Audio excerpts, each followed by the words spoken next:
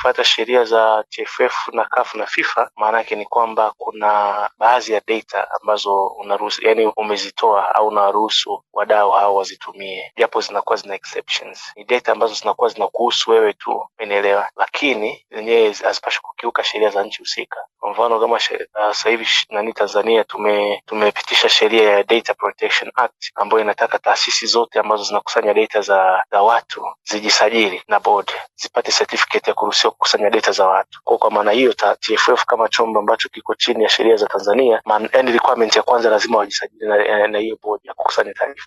Wakishajisajili maana yake ni kwamba wanakuwa wanazitumia kwa mujibu wa taratibu ambazo zimewekwa na hiyo board. Kwa hiyo hapo inakuwa ni swala, sio swala binafsi la wachezaji, inakuwa ni swala la sheria zetu za Tanzania zinasema nini juu ya matumizi ya data za mtu. Kwa wakishasajili maana yake hiyo board ndio itakuwa inatoa utaratibu wa kuzitumia hizo data, maana yake ni kwamba wataruhusiwa wakisha comply wakapata hizo taneli, wakapata hizo certificate. Ndio maana nikadai ninaogopa kusema, unajua wewe, shida yangu mimi na wewe tunaongea maneno ambayo ni general. Ukisema kutumika lazima ukategorize inatumika kwenye kufanya nini. Kwa kila matumizi ya data yamekuwa categorized na bodi imeweka utaratibu, na ndio maana leo hii ukienda kujisajili kwenye hiyo commission ya personal data protection unabidi upate vibali viwili. Cha kwanza kibali kinaitwa data controller, umeelewa, na kibali cha pili kinaitwa data processor. Kwa kila kibali kinatoa utaratibu wa jinsi gani data kutumika. Kwa maana yake mimi naogopa kujibu kusema wanasema kuzitumia. Sasa hilo ni swala la binafsi, maana yake shida sisi kwenye sheria huwa tunasema kutojua sheria sio kinga kisheria. Kwa hiyo sheria kishatungwa huwa sio jukumu la taasisi kuelimisha hiyo sheria, lakini sheria wenyewe maana yake ni kwamba mchezaji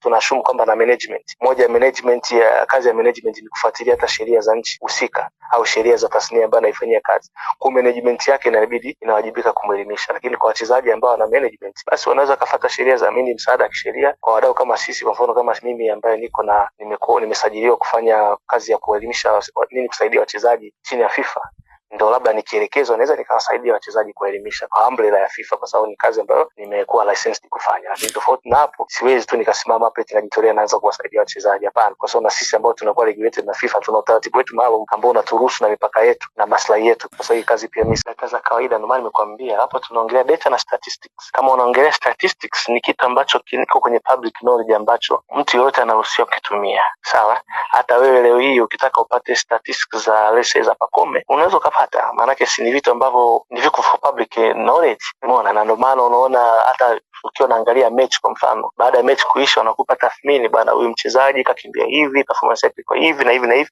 ambazo wewe unazitumia kwenye kujua kiwango cha mchezaji labda kama unataka kumsajili. That's the only conception, kwa sababu huwezi kutumia statistics nyingi hizo kwa malengo mengine. Lakini kwa maana ya hiyo bodi ambayo inasajili TFF, kama wanataka kuzitumia kwa ajili ya watu wapate urahisi au taarifa sahihi kabla hawajabeti, maana hiyo it's a commercial interest. Kwa kusaini professional football contract na kukubali